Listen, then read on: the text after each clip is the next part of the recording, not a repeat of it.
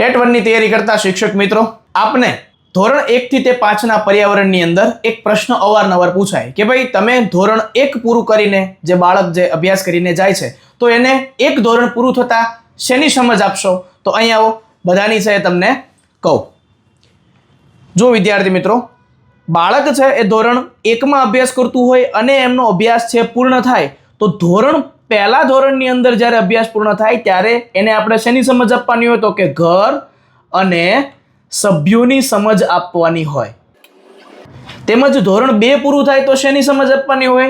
તો કે આપણા ઘરની બાજુમાં રહેતા પાડોશી અને આપણે જે શાળાએ જઈએ છીએ તો શાળાની સમજ છે એને આપવાની હોય છે.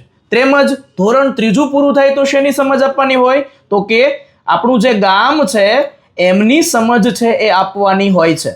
તેમજ ધોરણ 4 પૂરું થાય તો શેની સમજ આપવાની હોય છે?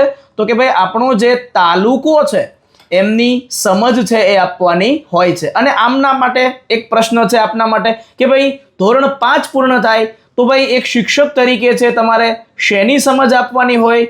આ તમારે છે એ કોમેન્ટ કરીને જણાવવાનું છે. અને આવા વિડીયો જોવા માટે અત્યારે જ આપણી ચેનલ છે એને ફોલો કરી લેજો.